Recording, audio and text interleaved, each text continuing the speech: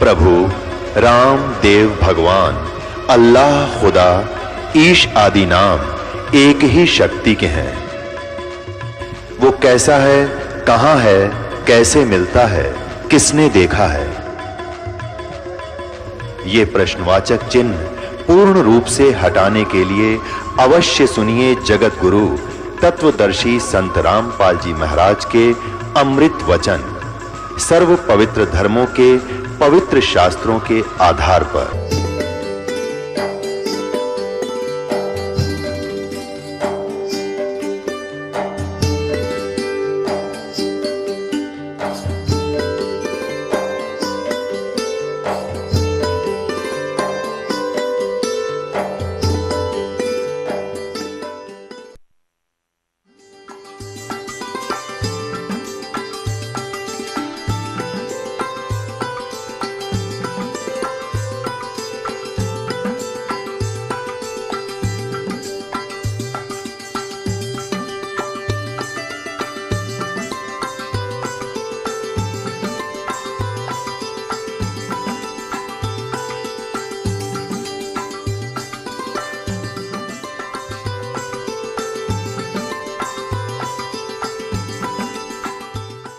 अपने आत्मा यहाँ ये सिद्ध हो गया कि दो प्रकृति बताई जा रही है। एक तो ये बताया है कि पृथ्वी, जल, वायु, आकाश, मन, बुद्धि और अहंकार, ये 8 का योग से ये बनती है जड़ प्रकृति। और दूसरी या चेतन प्रकृति दुर्गा है। ये चेतन प्रकृति जो है दुर्गा है, अष्टंगी है। यहाँ ये कोड वर्ड है क्योंकि श्रीमद् भगवद गीता वेदों का सारांश है। 4 वेद इतने मोटे हैं और उनसे ये पतली सी बुक 18 अध्याय बने हैं जिसमें कुल 700 मंत्र हैं। तो वो कोड वर्ड ज़्यादा है और कोड वर्डों को टीचर ही समझा करते हैं। हमारे दातम गुरु जो थे वो टीचर नहीं थे, उनको इनका गूढ़ रहस्य का ज्ञान नहीं था। तो यहाँ से तो हो गया कि एक तो ये जड़ प्रकृति, ये 8 जो बताई, पृथ्वी, जल, वायु, अग्नि, आकाश, मन, बुद्धि और अहंकार है। और दूसरी चेतन ये दुर्गा है। अभी स्पष्ट करेंगे आपके सामने। दुर्गा को प्रकृति भी कहते हैं। अब आगे ये क्या बताना चाहता है। अब गीता अध्याय नंबर हम 7 पढ़ रहे हैं। श्रीमद् भगवद गीता का अध्याय हम 7 पढ़ रहे हैं और इसमें ये 11वां मंत्र हम पढ़े। हे भरत श्रेष्ठ, मैं बलवानों का बल यानी आसक्ति और कामना से रहित बल सामर्थ्य हूँ। मैं बलवानों का बल हूँ और सभी प्राणियों को, भूतों को, इन प्राणियों के धर्म के अनुकूल, शास्त्र अनुकूल काम मैं हूँ। धर्म अविरुद्ध काम मैं हूँ। अब हम 12 से लेंगे। इसमें क्या बताया कि और भी जो सतगुण से उत्पन्न होने वाले भाव हैं, जो रजोगुण तथा तमोगुण से होने वाले भाव हैं, उन सब को मुझसे होने वाले हैं ऐसा जान, परंतु वास्तव में उनमें मैं और वे मुझ में नहीं है। अब यहाँ क्या प्रसंग है। ये श्रीमद् भगवद गीता में गीता ज्ञान दाता कौन है। ये श्री ब्रह्मा विष्णु महेश जी के पिताजी हैं जो श्रीमद् भगवद गीता को बोल रहे हैं श्री कृष्ण में प्रवेश करके। अब यहाँ पर थोड़ा सा ये कंसेप्ट और क्लियर करना पड़ेगा कि श्रीमद् भगवद गीता का ज्ञान किसने दिया, क्योंकि श्रीमद् भगवद गीता को समझने के लिए ये जानना अनिवार्य है कि श्रीमद् भगवद गीता का ज्ञान श्री कृष्ण नहीं बोल रहा। श्री कृष्ण के अंदर प्रवेश करके ये ब्रह्म बोल रहा है, सरपुरुष बोल रहा है, ये काल बोल रहा है। यहाँ थोड़ा सा हिंट देंगे ताकि श्रीमद् भगवद गीता आपका बहुत आसानी से समझ में आएगी। अब आपको दिखाते हैं कि जब महाभारत का युद्ध समाप्त हो चुका और युधिष्ठिर जी को राजगद्दी प्राप्त होगी, तो श्री कृष्ण ने कहा पांडवों से कि अब मैं द्वारका जाना चाहता हूं। तब अर्जुन ने कहा कि भगवान, आप जी ने जो युद्ध के समय मुझे ज्ञान सुनाया था, श्रीमद् भगवद गीता जिसको कहते हैं, वो बुद्धि के दोष से मैं भूल गया। उसी ज्ञान को प्रभु एज इट इज सुनाना, फिर से सुनाना, हमें एक सत्संग करके जाना, ताकि हम आपके द्वारा दिए गए वचनों के आधार से हम अपना आगे राज्य भी करें और जीवन भी सफल करें। तो उसके विषय में आपको दिखाते हैं। ये है संक्षिप्त महाभारत द्वितीय खंड, गीता प्रेस गोरखपुर से प्रकाशित है। ये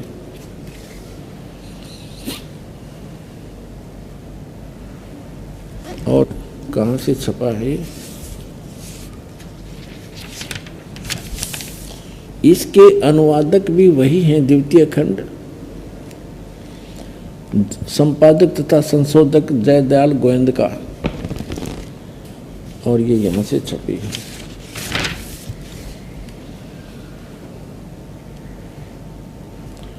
अब हम इसके आपको 667 पृष्ठ पर ले चलते हैं।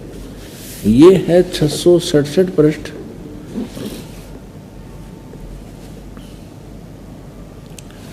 और यहाँ से हम शुरू करते हैं। अश्वमेधिक पर्व। अर्जुन का श्री कृष्ण से गीता का विषय पूछना और कृष्ण का अर्जुन से सिद्ध महर्षि और कश्यप का संवाद। यहाँ देखिएगा। जन्मेजय ने पूछा, ब्राह्मण, शत्रुओं का नाश हो जाने के बाद जब महात्मा श्री कृष्ण और अर्जुन सभा में बैठकर वार्तालाप कर रहे थे, उसमें उनमें क्या क्या बातचीत हुई? तो वैशंपायन जी ने कहा, राजन, श्री कृष्ण सहित अर्जुन ने जब अपने राज्य पर पूरा अधिकार प्राप्त कर लिया तो वे दिव्य सभा भवन में आनंद के साथ रहने लगे। एक दिन सज्जनों से घिरे हुए वे दोनों मित्र स्वेच्छा से घूमते घूमते सभा मंडप के ऐसे भाग में पहुंचे जो स्वर्ग के समान सुंदर था। पांडुनंदन अर्जुन श्री कृष्ण के साथ रहकर बहुत प्रसन्न थे। उन्होंने एक बार उस रमणीय सभा की ओर दृष्टि डालकर भगवान से ये वचन कहा, देवकी नंदन, जब युद्ध का अवसर उपस्थित था उसमें मुझे आपके माध्यम का ज्ञान और ईश्वरीय स्वरूप का दर्शन हुआ था, किंतु केशव, आपने स्नेहवश पहले मुझे जो ज्ञान का उपदेश किया था वह सब इस समय बुद्धि के दोष से भूल गया है। उन विषयों को सुनने के लिए बार बार मेरे मन में उत्कंठा होती है। इधर आप जल्दी ही द्वारका जाने वाले हैं, अतः पुनः वह सब विषय मुझे सुना दीजिए। अब कहने का भाव ये है कि अर्जुन कह रहा है कि कृष्ण जी से कि आपने युद्ध के समय जो मुझे गीता वाला ज्ञान बताया था, मैं बुद्धि के दोष से भूल गया, मुझे वही ज्ञान फिर बताओ। अब श्री कृष्ण जी क्या कहते हैं देखिए। वैशंपायन जी कहते हैं, अर्जुन के ऐसे कहने पर वक्ताओं में श्रेष्ठ महातेजस्वी भगवान श्री कृष्ण ने उन्हें गले से लगाकर इस प्रकार उत्तर दिया। श्री कृष्ण बोले, अर्जुन, उस समय मैंने तुम्हें अत्यंत गोपनीय विषय का श्रवण कराया था। अपने स्वरूप भूत धर्म सनातन पुरुषोत्तम तत्व का परिचय दिया था और नित्य लोकों का भी वर्णन किया था, किंतु तुमने जो अपनी नासमझी के कारण उस उपदेश को याद नहीं रखा, यह जानकर मुझे बड़ा खेद हुआ। इन बातों को अब पूरा पूरा समझ होना संभव नहीं जान पड़ता। श्री कृष्ण जी के बोल हैं, ये सुन जानते पढ़ियो। पांडुनंदन, निश्चय तुम बड़े श्रद्धाहीन हो, तुम्हारी बुद्धि अच्छी नहीं जान पड़ती, अब मेरे लिए उस उपदेश को ज्यों का त्यों दोहरा देना कठिन है, क्योंकि उस समय योग युक्त होकर मैंने परमात्म तत्व का वर्णन किया था। पुण्यात्माओं, ये भी एक विचलित आत्मा होती है। अब देखो, जैसे दास सत्संग कर रहा है और प्रथम बार कोई श्रोता इसको सुन रहा है, आज के सत्संग को मुश्किल से वो 60% याद रख सकता है, मुश्किल से। और फिर 1 हफ्ता 10 दिन के बाद, महीने 2 महीने के बाद वो मुझे मिले और मुझसे कहे जी वो सत्संग आपने किया था वो फिर से सुनाना, तो मैं तुरंत सुना दूंगा। यदि मैं अपने होश हवास में बोल रहा हूं और मैं ये कहूं कि तेरी बुद्धि अच्छी नहीं है, तू श्रद्धाहीन व्यक्ति है, तूने वो सत्संग याद क्यों नहीं रखा, और मैं ये कहूं मुझे तो अब याद नहीं, वो बात हुई या? इसे सिद्ध है कि श्री कृष्ण नहीं बोल रहा था गीता का ज्ञान, उसके अंदर वो काल बोल रहा था प्रवेश करके। अब उसको कुछ भी याद नहीं। फिर कहता उससे मैंने योग युक्त होकर के वो ज्ञान बोला था। योग युक्त का अर्थ होता है परमात्मा से कनेक्ट हो जाना। इसे सिद्ध है कि परमात्मा कोई अन्य है जिससे कनेक्ट होने की बात कर रहा है।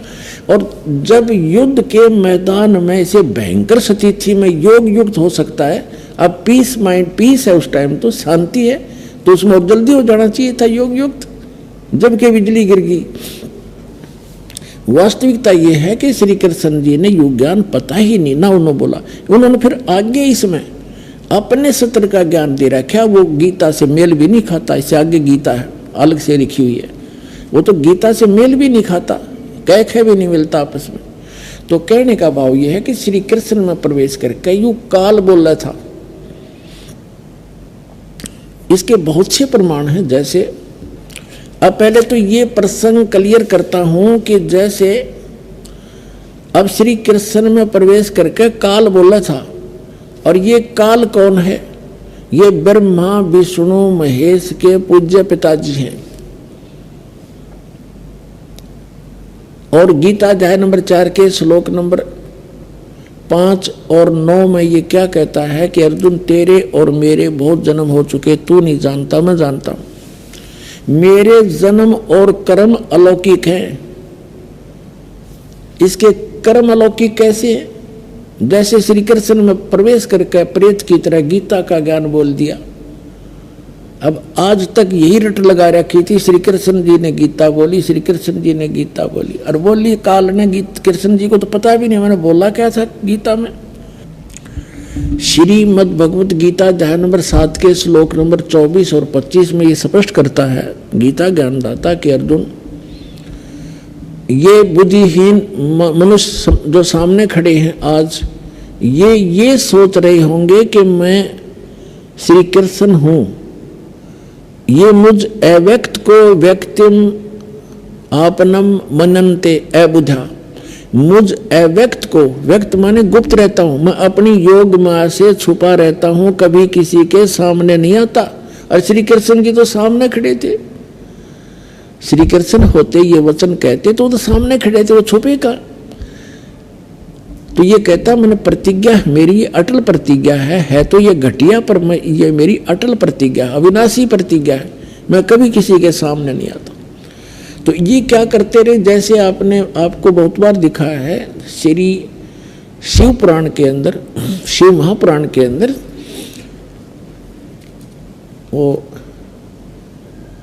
रुद्र संहिता के अंदर आता है, एक बार ब्रह्मा और विष्णु का इस बात पर युद्ध हो गया। ब्रह्मा जी कहते हैं मैं सारी सृष्टि का रचनहार हूं और आपकी भी उत्पत्ति मेरे से हुई है, विष्णु जी को कहते हैं। और विष्णु जी कहते हैं कि आप मेरी नाभि कमल से उत्पन्न हुए हो, मैं सबका, सारी सृष्टि का रचने वाला मैं हूं, सबका पिता हूं, तू मेरा पुत्र है। ब्रह्मा जी कहते विष्णु जी के तू मेरा पुत्र है। अब इनको ये भ्रम कैसे हुआ? इनको ये भ्रम ऐसे होता है जैसे ऋषि लोगों ने समाधिस्थ होने की चेष्टाएं की और इसने प्रतिज्ञा कर रखी है मैं कभी अपने ओरिजिनल रूप में दिखाई नहीं दूंगा, किसी को दर्शन नहीं दूं। ये क्या करता है जैसे ऋषि महर्षियों ने समाधिस्थ हुए और समाधि दशा में किसी को ब्रह्मा के रूप में दर्शन दे दिए, तो उस ऋषि ने सब जगह जो है गुणगान कर दिए कि ये ब्रह्मा जी सो मालिक है, ये अपने आप को छुपाए बैठे हैं, ये जगत पिता हैं, मैंने समाधि दशा में इनके दर्शन हुए। इस बात से ब्रह्मा जी फूल गए, 10, 20, 50 ने ऐसे कह दिया और किसी को विष्णु जी के रूप में दर्शन दे दिए। तो उसने कहा कि विष्णु जी यही पूर्ण परमात्मा है, मैंने तो समाधि दशा में इनके दर्शन हुए, ये अपने आप को छुपाए हुए, ये जगत के मालिक हैं, जगत के रचने वाले हैं, ये सारा समर्थ है। तो उससे विष्णु जी को भ्रम हो गया कि मैं ही रचने वाला हूँ, सारे मुझे ही कहने लग रहे। किसी को शंकर भगवान के रूप में दर्शन दे दिए समाधि दशा में, अंदर अंतःकरण में। तो उसने बता दिया कि शंकर भगवान जो ये बैठे तमोगुण, यही सर्वशक्तिमान है, कालज्ञ, मृत्युंजय, सर्वज्ञ, सर्वपुष, सारी सृष्टि के रचना। वहां ब्रह्मा और विष्णु जी को भ्रम हो गया, तो उनका युद्ध हो गया। फिर वो बीच में एक स्तंभ खड़ा करा, पिलर खड़ा करा, लिंग, तो उन दोनों का युद्ध समाप्त किया। तब ये काल आ गया अपने पुत्र शिव का रूप धारण करके। ये अपने वास्तविक रूप में नहीं आता। इसका वास्तविक रूप कौन सा है? जो श्रीमद् भगवत गीता का ज्ञान देते समय युद्ध के मैदान में दिखा था इसने। 1000 भुजा का है ये, सहस्रा बाहु है ये। ब्रह्मा विष्णु महेश केवल 4 भुजा बना सकते हैं, दुर्गा केवल 8 भुजा बना सकती है, इससे ज्यादा नहीं है। और ये 1000 भुजा से लेकर और 10 भुजा और 4 भुजा और 2 भुजा में बना सकता है। तो ये ऐसे अपना वास्तविक रूप इसका वो 1000 भुजा, वो काल रूप है, वो इसका वास्तविक रूप है। तो उस वास्तविक रूप में ये कभी किसी को दर्शन नहीं देता, इसने प्रतिज्ञा कर रखी है। तो इसी का एक प्रमाण दिखाते हैं श्री विष्णु पुराण के अंदर कि एक बार राक्षसों का और देवताओं का युद्ध हो गया। देवता युद्ध में हार गए और राक्षस विजयी हो गए। देवता वहां से भागकर समुद्र के किनारे जाकर के तपस्या करने लगे। हे भगवान, हे सच्चिदानंद, हे सर्वशक्तिमान, हे शेषया पर विराजमान होने वाले, वो लगे साधना, वो करने लगे स्तुति। तो विष्णु रूप धारण करके यूं काल आ गया और इसने उनसे कहा कि तुम्हारा जो भी अभिष्ट है, जो तुम्हारे मन में जो तुम्हारे दुख है, वो मैंने जान लिया है और मैं ऐसे ऐसे करूंगा। पढ़ के सुनाता हूं आपको, फिर अच्छा समझ में आएगा। ये देखिएगा श्री विष्णु पुराण, गीता प्रेस, गोरखपुर से प्रकाशित।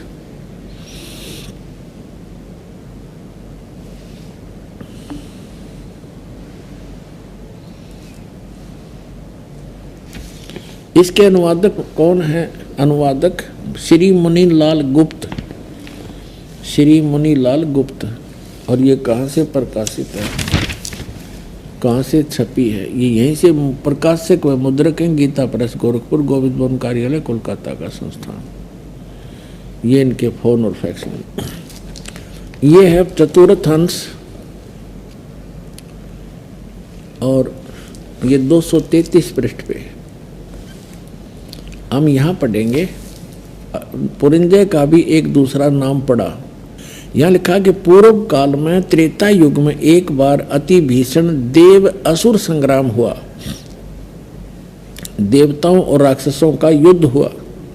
उसमें महाबलवान दैत्य गण से पराजित हुए देवताओं ने भगवान विष्णु की आराधना की। तब आदि अनंत शून्य अशेष जगत प्रतिपालक श्री नारायण ने देवताओं को प्रसन्न होकर कहा, आप लोगों का जो कुछ अभिष्ट है वह मैंने जान लिया है। उसके विषय में यह बात सुनिए। राज ऋषि ससाद का जो पुरंजय नामक पुत्र है, उस अक्षत्रिय श्रेष्ठ के शरीर में मैं अंश मात्र से अवतीर्ण होकर, यानी कुछ समय के लिए उसमें प्रवेश करूंगा, इस पुरंजय के शरीर में होकर उन संपूर्ण दैत्यों का नाश करूंगा। तुम लोग पुरंजय को दैत्यों के वध के लिए तैयार करो। अब कहता है मेरे कर्म अलौकिक हैं। ये कर्म अलौकिक क्यों हैं? कि पुरंजय के अंदर जो पुरंजय को खड़ा कर लिया, असुर और देवता आमने सामने युद्ध के लिए खड़े हो गए, और यूं काल जो है पुरंजय के शरीर में प्रवेश कर गया और वो राक्षसों को मार डाला। अब और दिखाता हूं 243 पृष्ठ पे, चतुर्थ अंश ही चल रहा है, अध्याय 3 का श्री विष्णु पुराण 242 पृष्ठ पे, तीसरा अध्याय। यहाँ पूर्व काल में रसातल में मोने नामक 6 करोड़ गंधर्व रहते थे। उन्होंने समस्त नाग कुल के प्रधान रतन और अधिकार छीन लिए थे। गंधर्वों के पराक्रम से अपमानित उन नागेश्वरों द्वारा स्तुति किए जाने पर उसके स्वर्ण करने से जिनकी विकसित कमल सदृश आंखें खुल गई हैं, निंद्रा के अंत में जागे हुए उन जलसाई भगवान सर्वदेवेश्वर को प्रणाम कर उनसे नागगण ने कहा, भगवान, इन गंधर्वों से उत्पन्न हुआ हमारा भय किस प्रकार शांत हो। तब आदि अनंत भगवान पुरुषोत्तम ने कहा, यु काल आ गया विष्णु रूप धारण करके, युवनासव के पुत्र मानधाता का जो पुरकुत्स नामक पुत्र है उसमें प्रविष्ट होकर मैं उन संपूर्ण दुष्ट गंधर्वों का नाश कर दूंगा। यानी पुरकुत्स में प्रविष्ट करके उसमें प्रवेश होकर भूत की तरह बढ़कर प्रेत की तरह प्रवेश होकर के मैं संपूर्ण गंधर्वों का नाश कर दूंगा। इति सिद्धम के ये काल ऐसे अलौकिक कर्म करता है। इसी प्रकार इसने श्री कृष्ण में प्रवेश करके गीता जी का ज्ञान बोला है। समझदार को संकेत पर्याप्त है। अब दास आपको सुनाने जा रहा है कि गीता ज्ञान दाता 7वें अध्याय के 12वें श्लोक में कहता है कि जो कुछ भी रजोगुण से उत्पन्न होने वाला भाव है, यानी सृष्टि जिससे होती है, रजोगुण के प्रभाव से प्रत्येक प्राणी इतना प्रेरित होता है कि संतानों उत्पत्ति करता है। और सतोगुण से होने वाला भाव है, यानी सतोगुण से एक दूसरे में प्रेम मोह ममता, उससे मोह जागृत होता है, ममता बनती है एक दूसरे में। और तीसरे से संहार क्रोध तमोगुण, जो तमोगुण से होने वाला यानी शिवजी से होने वाला जो भाव है वो संहार है। इन तीनों जो कुछ भी हो रहा है उसका निमित्त कारण मैं हूँ, गीता ज्ञानदाता कहता है। ये काल है, आपको सृष्टि रचना में बहुत बार सुनाया है और कभी फिर सुनाएंगे। इसको एक श्राप लगा हुआ है इस ब्रह्म को, सरपुरुष को। 1,00,000 मानव शरीरधारी प्राणियों का ये नित्य आहार करता है। इसने एक ब्रह्मांड के अंतिम छोर में 21 में, इसका 21 ब्रह्मांड का लोक है, पूरा 21 ब्रह्मांड, इसके 21वें ब्रह्मांड के अंतिम छोर में इसने एक ऐसा स्थान बना रखा है जहाँ कोई नहीं जाकर देख सकता। एक तपस्या है, उसके ऊपर 1,00,000 मानव शरीरधारी प्राणी डेली वहाँ भूने जाते हैं। ये शरीर तो यहाँ रह जाता है, इसके अंदर एक सूक्ष्म शरीर है, उसके अंदर जो सारे जीवन में हम खाते हैं पीते हैं, जो भी व्यसन करते हैं, उसका सूक्ष्म अंश लिप्त हो जाता है। और वहाँ इतनी गर्म है वो तपस्या, उसके ऊपर डालकर उसके अंदर से गंध निकाला जाता है। जीव मरता नहीं, वह मरता नहीं जीव, तो उसको ये खाता है। तो ये कहना चाह रहा है कि इनसे जो कुछ भी हो रहा है उसका निमित्त कारण मैं ही हूँ, इनमें मैं नहीं और ये मुझ में नहीं, क्योंकि ये इनसे भिन्न रहता है। अब यहाँ प्रसंग चला है तो इसमें सिद्ध करते हैं कि रजगुण ब्रह्मा है, सतगुण विष्णु है, तमगुण शिव जी। तब ये आगे प्रसंग चलेगा। अब देखिएगा शिव पुराण से सिद्ध करते हैं, ये देखिएगा।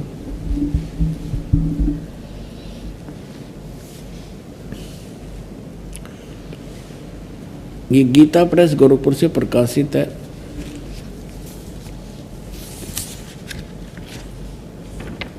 संपादक हैं इसके, ये देखिएगा, संपादक है हनुमान प्रसाद पोदार। और ये कहाँ से, ये यहाँ से प्रकाशित है। ये है रुद्र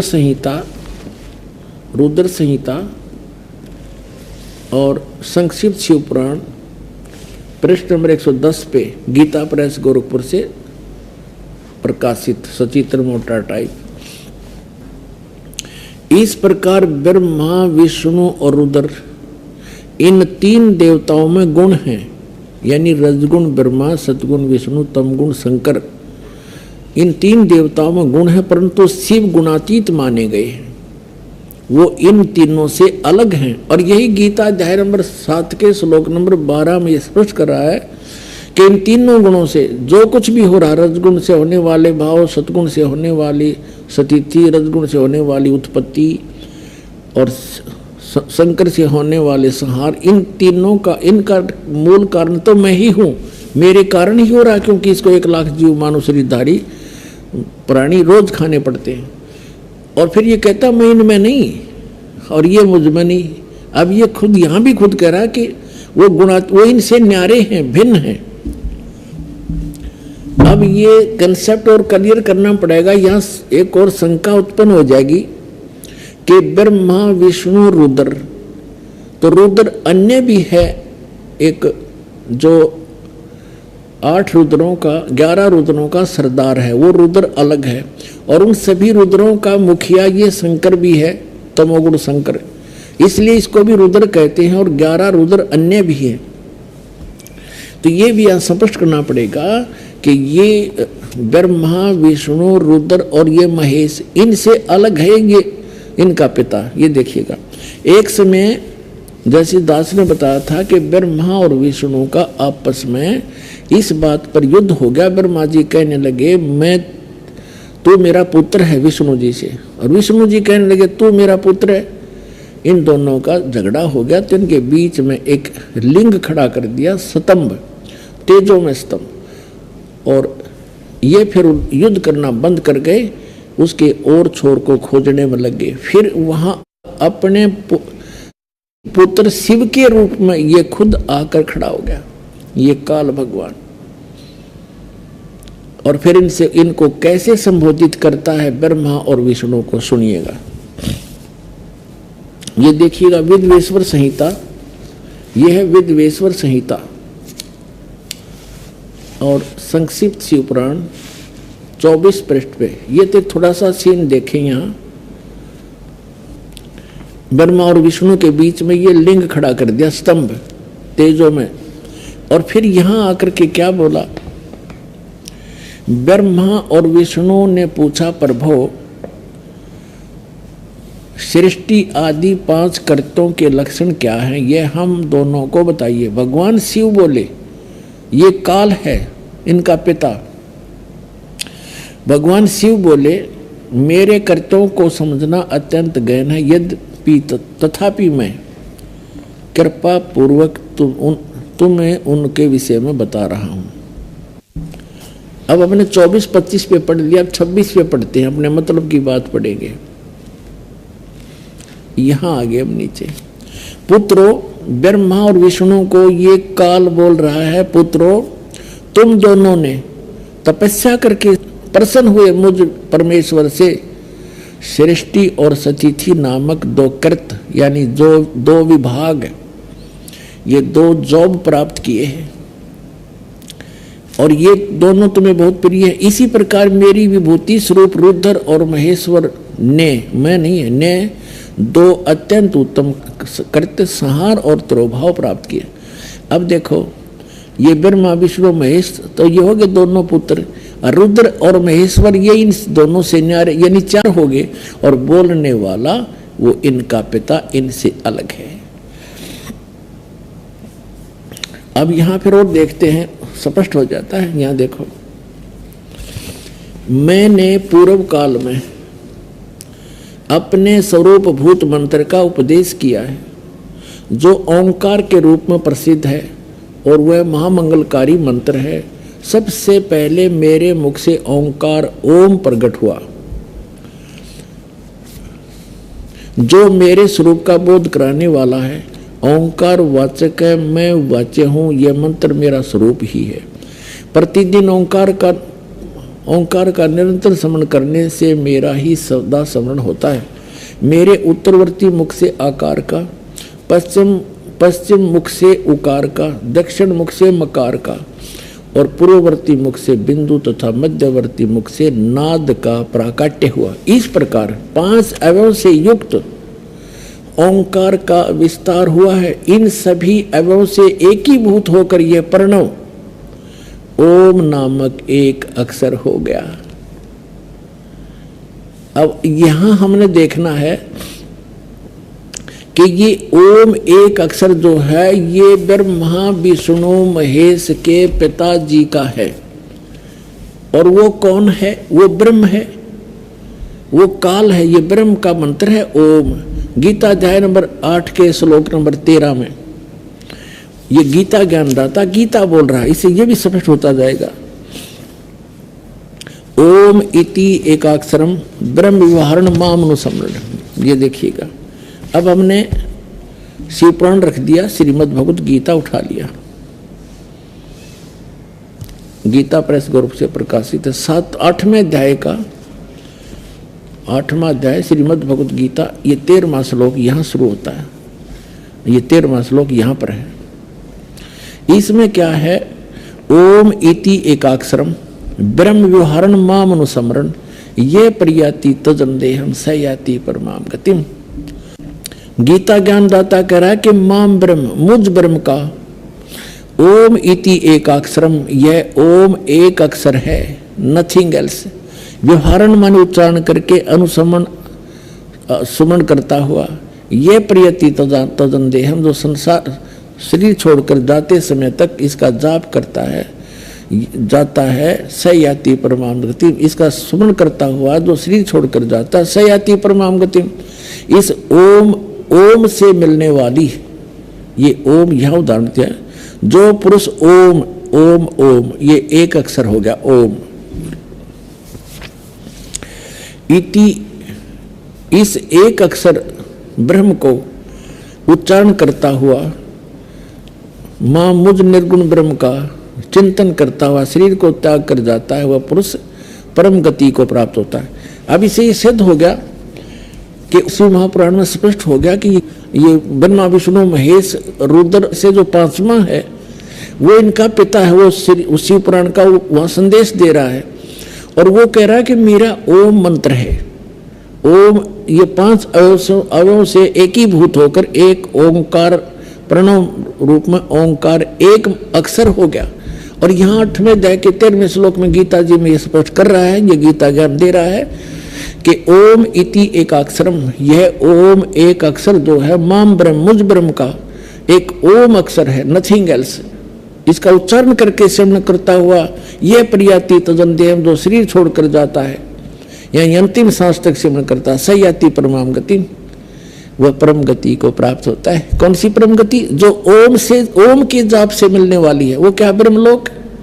अभी आपने देवी भागवत में पढ़ा था कि देवी कह रही है हिमालय राजा को कि गीता प्रेस गोरखपुर से प्रकाशित श्री देवी भागवत सचित्र मोटा टाइप जिसके 562 और 63 पृष्ठ पर देवी खुद स्पष्ट कर रही है हिमालय राजा को कि और सब पूजाएं त्याग दो, ब्रह्म का जाप करो, उसका एक ओम मंत्र है, वो ब्रह्मलोक में रहता है, उसको पा जाओगे।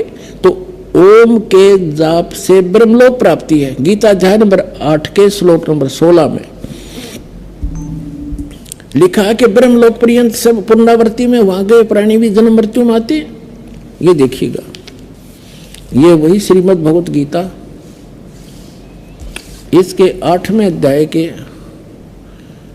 अब 16वें श्लोक में क्या कहा है कि हे अर्जुन, ब्रह्मलोक पर्यंत सब लोग पुनरावृत्ति में, पुनरावृत्ति का इन्होंने यहाँ विश्लेषण भी किया है, अर्थात जिनको प्राप्त होकर पीछे संसार में आना पड़े ऐसे। तो इसे सिद्ध हो गया कि इससे भी परम गति नहीं हुई, क्योंकि जन्म मृत्यु है तब तक वो ये जीव सुखी नहीं हो सकता। और गीता अध्याय नंबर 15 के श्लोक नंबर 4 में कहा है कि तत्वदर्शी संत और तत्व ज्ञान की प्राप्ति के उपरांत परमेश्वर के उस परम पद की खोज करनी चाहिए जहां जाने के बाद साधक फिर लौटकर कभी संसार में नहीं आते। अब यहां तो जैसे प्रसंग चल रहा है कि हम इन श्री विष्णु जी श्री शिव जी की पूजा करते थे इष्ट रूप में, और भगवान 600 वर्ष पहले परमात्मा आए थे कबीर जी, वो कहा करते थे 3 देव की जो करते भक्ति उनकी कदे ना हो मुक्ति। अब देखो, परमात्मा कहा करते ये भगवान नहीं है जिनको तुम पूज रहे हो, ये तुम्हें कोई भी लाभ नहीं दे सकते। अब यही प्रमाण आपको श्री शिव पुराण से करते हैं कि ब्रह्मा, ये विष्णु और ब्रह्मा ये भगवान नहीं है, मालिक नहीं है जिनको हम पूजा करते थे। ये देखिएगा श्री शिव महापुराण हिंदी टीका सहित भाग 1, ये कहाँ से प्रकाशित है? ये है श्री शिव महापुराण, विद्या अवरिधि पंडित ज्वाला प्रसाद जी मिश्र कृत हिंदी टीका सहित। ये सारा देख लो। खेमरा श्री कृष्णदास प्रकाशन मुंबई 4, अब इसको मुंबई बोलते हैं। इसको आपको ले चलते हैं विद्वेश्वर संहिता के 11 पृष्ठ पे। ये देखिएगा पृष्ठ नंबर 11, शिव महापुराण पृष्ठ नंबर 11, विद्वेश्वर संहिता भाग 1 अध्याय 6 में नंदीकेश्वर बोले, हे योगेंद्र, आगे एक समय विष्णु भगवान शेष शैया पर अपने गरुड़ आदि पार्षदों से संयुक्त लक्ष्मी सहित शयन करते थे, विश्राम कर रहे थे। उस समय ब्रह्म ज्ञानियों में श्रेष्ठ ब्रह्मा जी अपनी इच्छा से वहां आए। सब प्रकार से सुंदर सेज पर शयन करते हुए कमल लोचन भगवान विष्णु से पूछने लगे, तुम कौन हो जो मुझे देखकर अभिमानी पुरुष के समान शयन करते हो? वत्स, बेटा उठो, देखो मैं तुम्हारा स्वामी आया हूं। ब्रह्मा जी बोले विष्णु जी को, मैं तुम्हारा मालिक आया हूं। आए हुए गुरु को देखकर जो अभिमान करता है उस द्रोही मूड का प्रायश्चित होना उचित है। यह सुनकर विष्णु जी के अंतर में तो क्रोध हुआ, लेकिन ऊपर से दिखाया नहीं, बाहर से शांत रहे और बोले, वत्स बेटा, तुम्हारा मंगल हो, बैठो, इस आसन पर विराजो। इस समय तुम्हारा नेत्र कुटिल और मुख वक्र क्यों है? यानी टेढ़ा मुंह क्यों कर रहा है? आंखें टेढ़ी क्यों कर रखी है क्रोध में? ब्रह्मा जी बोले, वत्स विष्णु, हे बेटा विष्णु, तुमको समय के प्रभाव से अभिमान है। हे पुत्र, मैं तुम्हारा रक्षक और जगत का पितामह हूँ। विष्णु जी बोले, यह तो सब जगत मुझ में स्थित है, तुम चोर के समान किस प्रकार अपना कहते हो? तुम मेरी नाभि कमल से उत्पन्न हुए हो, इससे मेरे पुत्र हो, मुझे पुत्र कहना व्यर्था है। नंदीकेश्वर बोले, इस प्रकार ब्रह्मा विष्णु दोनों ही रजोगुण से मुक्त होकर विवाद करने लगे। मैं श्रेष्ठ हूं, मैं स्वामी हूं, ऐसा कहकर एक दूसरे को मारने की इच्छा से युद्ध करने में उत्सुक हुए। तब संपूर्ण देवता विमान में बैठकर उस महा अद्भुत युद्ध को देखने चले आए और आकाश से उनके ऊपर फूल बरसाने लगे। वारे देवताओं, अकल देखो इन देवताओं की। दो भाई लड़के मरने को तैयार हैं और ऊपर से फूल बरसाओ, लोगों मरो कटके। शाबाश, बहुत अच्छा कर रहे हो। या परमात्मा कहते हैं, दास गरीब या चूक धरोधर ऊपर से लेकर नीचे तक बिजली पड़ रही है। अरे देवता कहाँ में? अरुण युद्ध मरते में देखें, उन्होंने तो नीचे आकर हाथ जोड़ना चाहिए था, उनके बीच में खड़ा हो जाना चाहिए था। ये भगवान लड़ा नहीं करते। आप हमारे पूज्य होकर भी लड़ रहे हो तो हमारे ऊपर क्या असर पड़ेगा? अरे ये नो के ऊपर तो फूल बरसावे, लड़ो मर के, मरो लड़के। ये हमारे देवता है। तेरा गजब। अब ये ज्यादा ना हम अपने मतलब का लेंगे, इससे सारांश लेते हैं। फिर क्या हुआ कि इनके बीच में उस काल भगवान ने, इनके पिता ने एक सतम खड़ा कर दिया, पिलर, जिसको लिंग बोलते हैं। बहुत तेजों में, बहुत उसका और छोर कुछ नहीं था। तब ये दोनों उसके लड़ना बंद कर दिया और छोर खोजने में लगे। फिर वो स्वयं आ गया और उनसे क्या कहने लगा, देखिएगा।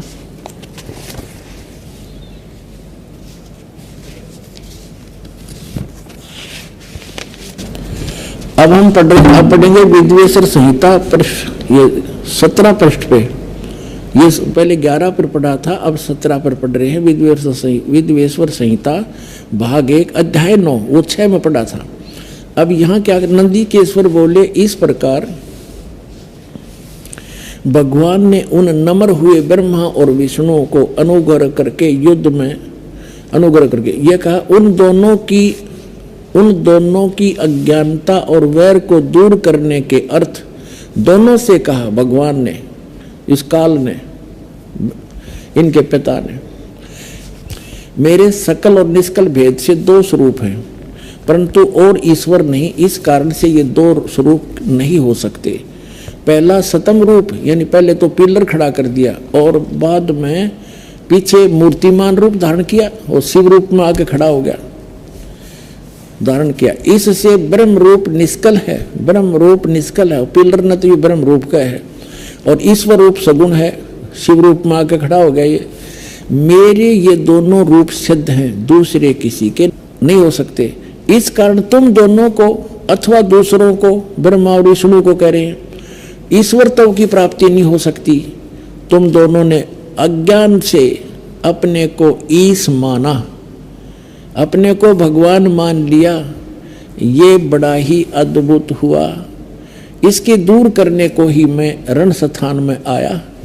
अब तुम दोनों अपना अभिमान त्याग कर मुद ईश्वर में अपनी बुद्धि लगाओ। मेरे प्रसाद से लोक में सब अर्थ प्रकाश करते हैं। यहाँ क्या कहता, मैं ही परब्रह्म हूँ और मेरा ही अकल रूप है। ब्रह्म होने से मैं ईश्वर हूँ, अनुग्रह आदि का ही मेरा कर्तव्य है। अब ये हमने जो लेना है वो यही लेना था। आगे देखिए, अब हम आगे 18 पृष्ठ में, वो 17 पृष्ठ था, अब हम अध्याय 10 पढ़ेंगे, विद्वेश्वर संहिता भाग 1 का। ये 10वां 9वां यहाँ समाप्त हो जाता है, ये 10वां प्रारंभ होता है। यहाँ आगे हम नीचे, हे पुत्रो, यह कृत आपने तब से प्राप्त किया है जो सृष्टि की उत्पत्ति और पालन कहता है, सो मैंने प्रसन्न होकर तुम्हें दिया है। इसी प्रकार दूसरे 2 कृत रुद्र और महेश को ये 4 सिद्ध करने थे दास ने, और 5वां ये बोल रहा है, हे पुत्रो, ये तो ब्रह्मा और विष्णु के विषय में कह दिया कि जो सृष्टि की उत्पत्ति और पालन ये मैंने तुमको दिए हैं। इसी प्रकार दूसरे 2 कृत रुद्र और महेश को प्रदान किए हैं, परंतु अनुग्रह कृत कोई भी पाने को समर्थ नहीं है। इससे ये क्या सिद्ध हुआ, इससे ये सिद्ध हो गया कि विष्णु और ब्रह्मा, रुद्र और शंकर, इनसे अलग है ये गीता का जो शिव पुराण का ज्ञान दे रहा है। और ये कह रहा है ब्रह्मा और विष्णु को कि तुम ईश नहीं हो, और उसी कैटेगरी के ये रुद्र और महेश्वर बताए इसने, तुम भगवान नहीं हो। इससे सिद्ध है कि हम जिसकी पूजा किया करते विष्णु और शंकर की, ये भगवान नहीं थे। और ये हमारे देव, ये हमारे धर्मगुरु आचार्य शंकराचार्य और जितने मंडलेश्वर, ये महर्षि को वहाँ थे, न कख भी पता नहीं था इन हमारे सदग्रंथों का, इनके अंदर कैसा निर्णायक ज्ञान है। तो अब हम अपने उस प्रसंग पर आते हैं, एक और शंका का समाधान करते हैं। इसी शिव पुराण के अंदर जो खेमराज श्री कृष्ण के दास मुंबई के प्रकाशन में है, उसमें क्या है, उसमें ये स्पष्ट किया है कि जैसे ये क्या कहता है कि मेरा एक ओंकार मंत्र है, और जैसे हमारे ये धर्मगुरु क्या बताया करते हैं, इस अनुवाद जो किया है ना गीता प्रेस गोरखपुर से प्रकाशित में शिव पुराण में, उसमें उन्होंने गलती कर रखी है। जैसे उसमें वैसे मूल पाठ में तो स्पष्ट है कि इन 5 अवयवों से युक्त होकर ये एक संघात बन गया और इसका एक ओम अक्षर बन गया। उन्होंने उन पांचों का अलग से अपनी सोच घुसोड़ रखी है, डाल रखी है उसमें अनुवाद में कि ओम नमः शिवाय, ओम नमः शिवाय ये बन गया 5 अक्षरों का। नहीं, ऐसा इसमें कोई प्रावधान नहीं है, ये झूठ है। बस इतना ही काफी है। अब ये प्रसंग स्पष्ट हुआ कि जिनकी हम पूजा करा किया करते थे, ये ब्रह्मा विष्णु और शंकर, ये भगवान नहीं है, ये ईश नहीं है। स्पष्ट कर दिया, हमारे सदग्रंथों ने ही स्पष्ट कर दिया। अब हम जिस प्रसंग पर आज आगे बढ़ेंगे, अब हम उसको निर्णय करते हैं कि रजगुण ब्रह्मा है, सतगुण विष्णु, तमगुण शिव जी। अब देखिएगा, ये है श्रीमद देवी भागवत यानी देवी पुराण, श्री खेमरा श्री कृष्ण दास प्रकाशन मुंबई से प्रकाशित है। अथ देवी भागवतम सभाष्टिकम समात्यम, खेमरा श्री कृष्ण दास प्रकाशन मुंबई 4 से प्रकाशित है। यहाँ पर तीसरा स्कंद प्रारंभ होता है। अथ श्री मद देवी भागवते भाषा टीका युक्ते तृतीय स्कंद है प्रारंभते। अब तीसरा स्कंद प्रारंभ होता है। हम इसके हम आपको 11 पृष्ठ पे ले चलते हैं।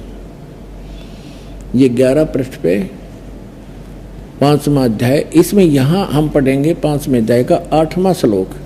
हे मात्र, ये 7वां समाप्त हुआ।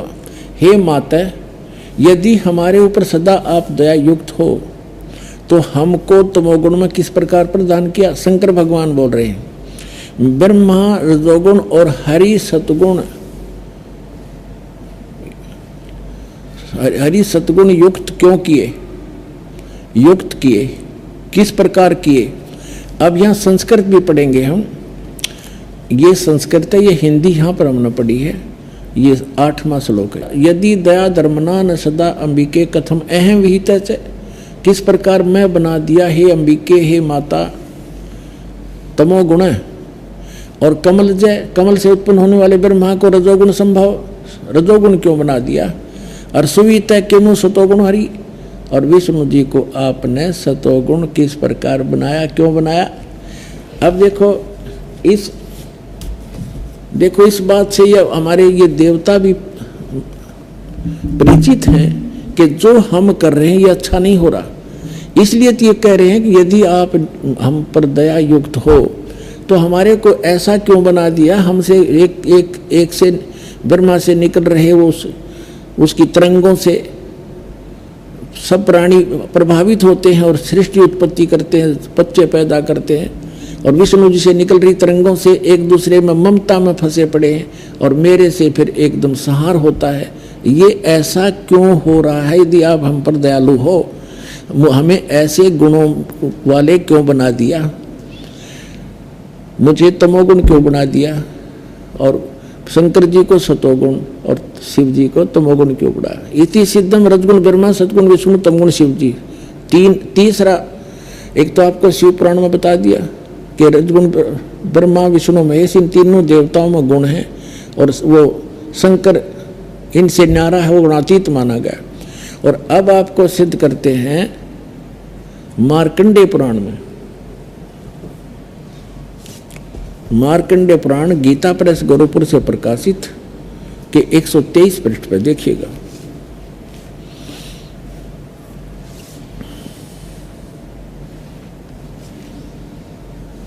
यहाँ देखो सचित्र मोटा टाइप, ये यहाँ से प्रकाशित है। इसके 123 पृष्ठ पर आप देखिएगा, ये 123 पृष्ठ है।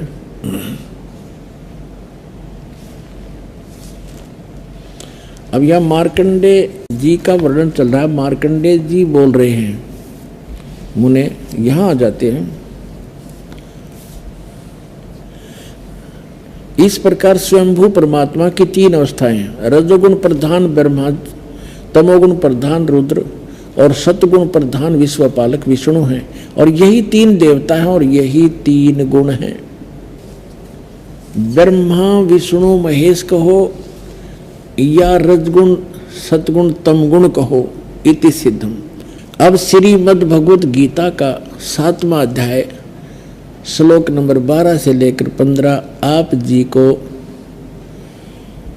समझ में आएंगे और स्वीकार्य होंगे। पुण्यात्माओं, टीचर का काम होता है इन गूढ़ रहस्यों को सरलता के साथ श्रोताओं को समझाए। आज तक हमारे धर्मगुरु और हमारे भगवान ने परिचित नहीं थे अध्यात्म ज्ञान से।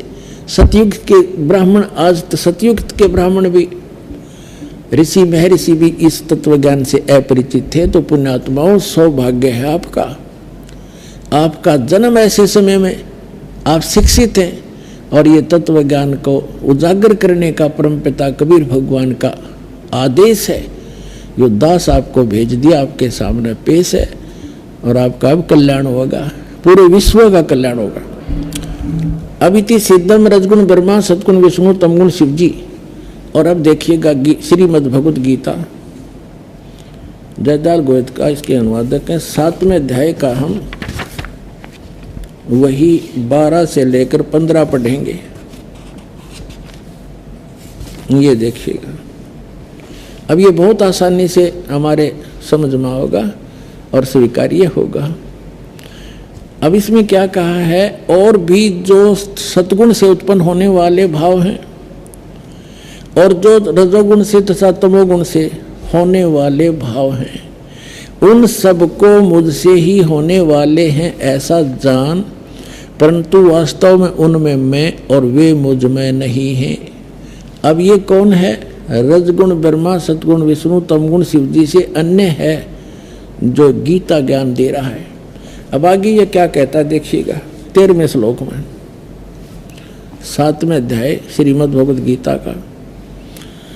गुणों के कार्य रूप सात्विक, राजस और तामस, इन तीनों प्रकार के भाव से ये सारा संसार प्राणी समुदाय मोहित हो रहा है। इन तीनों गुणों से परे ब्रह्मा विष्णु महेश से अलग जो ये काल है, ब्रह्म है, मुझ अविनाशी को नहीं जानता। आगे देखो, अब 14वें श्लोक में क्या कहा है 7वें अध्याय के, क्योंकि यह अलौकिक अर्थात अति अद्भुत त्रिगुण में मेरी माया रजगुण ब्रह्मा सतगुण विष्णु तमगुण शिव जी के द्वारा फैलाया गया ये जाल बड़ी दुस्तर है, खतरनाक है, और फिर कहते जो पुरुष केवल मुझको निरंतर भजते हैं, यानी जो ब्रह्म साधना करते हैं, वे इस माया का से तरंती यानी इनसे ऊपर उठ जाते हैं। यानी जैसे विष्णु और शिव की जो साधना करते, ब्रह्मा की तपा कराया नहीं करते, इसने तो रिजेक्ट करें बैठे थे। जो विष्णु और शिव की भक्ति करते हैं उनसे उनको बहुत कम लाभ मिलता है, और ब्रह्म की साधना करने वाले ब्रह्मलोक में चले जाते हैं, वहाँ काफी समय तक और वहाँ ज्यादा सुख सुविधाएं हैं। लेकिन ब्रह्मलोक में गए हुए प्राणी 20 जन्म मृत्यु के अंदर ही हैं। इसलिए ये स्वयं स्वीकार करता गीता ज्ञानदाता अध्याय नंबर 4 के श्लोक नंबर 5 और 9 में, गीता अध्याय नंबर 2 के श्लोक नंबर 12 में, गीता अध्याय नंबर 10 के श्लोक नंबर 2 में कि अर्जुन तेरे और मेरे बहुत जन्म हो चुके हैं, तू नहीं जानता, मैं जानता हूँ, मेरे कर्म और जन्म अलौकिक है। इसलिए ये कहता है कि 7वें अध्याय के 18वें श्लोक में आगे आएगा कि मेरी साधना भी अनुत्तम है, घटिया है, क्योंकि जन्म मृत्यु ना साधक की मिटे ना मेरी मिटे, खुद कहता है। इसलिए 18वें अध्याय के 62वें श्लोक में कहा कि अर्जुन तू सर्वभाव से उस परमेश्वर की शरण में जा, उसकी कृपा से तो परम शांति को और सनातन परम धाम को प्राप्त होगा। 15वें अध्याय के 4थे श्लोक में कहा कि अर्जुन तत्वदर्शी संत की प्राप्ति के उपरांत तत्व ज्ञान रूपी शस्त्र से इस ज्ञान को काट कर उसके पश्चात परमेश्वर के उस परम पद की खोज करनी चाहिए, जहाँ जाने के बाद साधक फिर कभी लौटकर संसार में नहीं आते। अपनी साधना को बना करता है केवल उसकी भक्ति करो। अब यहाँ जो प्रसंग चल रहा है ये क्या कह रहा है कि ये यदि ब्रह्मा विष्णु महेश से ऊपर उठकर मेरी भी साधना करें, इनसे अच्छा लाभ तो मैं दे दूं। ये मेरी साधना करने वाले इनसे तर जाते हैं, इनसे ऊपर उठ जाते हैं, इनकी भक्ति नहीं करते, वो ब्रह्मलोक प्राप्त करते हैं। ये देखिएगा अब 7वां अध्याय का हम अब 14वां श्लोक पढ़ रहे हैं। क्योंकि यह अलौकिक अर्थात अति अद्भुत त्रिगुण में ही मेरी माया रजगुण ब्रह्मा सतगुण विष्णु तमगुण शिव जी द्वारा फैलाया गया जाल बड़े दुस्तर है, और जो पुरुष मुझको ही निरंतर भजते हैं वो इस माया का यानी ब्रह्मा विष्णु महेश से ऊपर उठ जाते हैं, मेरे वाला लाभ प्राप्त करते हैं।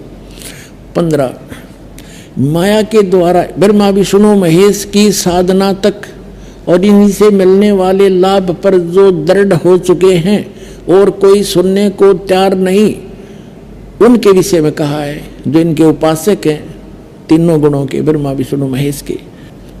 7वें अध्याय का 15वां श्लोक, यानी ब्रह्मा विष्णु महेश से ऊपर किसी की बात सुनने को तैयार नहीं, वहीं तक सीमित बुद्धि वाले, असुर स्वभाव को धारण किए हुए मनुष्यों में नीच, आसुर माने दुष्ट राक्षस, और मनुष्यों में नीच और दूषित कर्म करने वाले मूर्ख मूढ़ लोग मुझको नहीं भजते।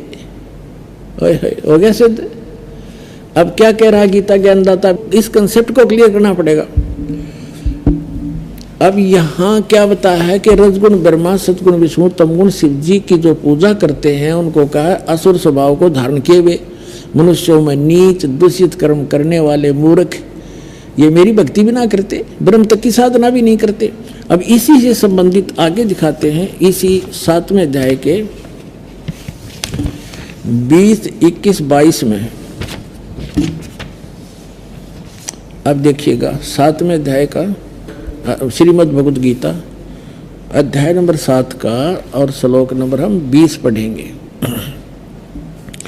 उन भोगों की कामना द्वारा जिनका ज्ञान हरा जा चुका है, ब्रह्मा विष्णु महेश से मिलने वाले जो अक्षणिक लाभ हैं वहीं तक सीमित है, जिनकी बुद्धि अपने स्वभाव से प्रेरित होकर उस नियम को धारण करके अन्य देवताओं को भजते हैं, पूजते हैं, ब्रह्म को छोड़कर ब्रह्मा विष्णु महेश की पूजा करते हैं। आगे देखो 21 में, ये 21वां श्लोक यहाँ है।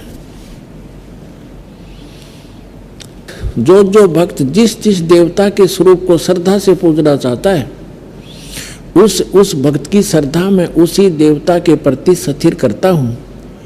अब 22 में क्या कहा है, वह पुरुष उस श्रद्धा से युक्त होकर उस देवता का पूजन करता है और उस देवता से मेरे द्वारा ही विधान किए हुए उन इच्छित भोगों को निसंदेह प्राप्त करता है। अब गीता ज्ञानदाता यहाँ क्या कहना चाहता है कि जो भी भक्त परमात्मा के लिए प्रयत्नशील है और ये अन्य देवताओं की पूजा करता है, वो भक्ति तो कर रहा परमात्मा की मानकर, लेकिन वो उन देवताओं से जो भी लाभ मिल रहा है उनको मैंने ही कुछ शक्ति दे रखी। जैसे अभी आपने शिव पुराण में पढ़ा, इसने कहा कि तुम तीनों ने एक एक विभाग प्राप्त कर रखा है मुझसे। वो काल कहता है रजोगुण विभाग प्राप्त है विष्णु ब्रह्मा जी को, सतोगुण विभाग प्राप्त है विष्णु जी को, तमोगुण विभाग प्राप्त है शंकर जी को। तो ये क्या कहना चाह रहा कि इनको मैंने ही कुछ शक्ति दे रखी थोड़ी बहुत, और उनसे ही वो आंशिक लाभ तुम्हें प्राप्त हो रहा है। यहाँ देखिएगा अब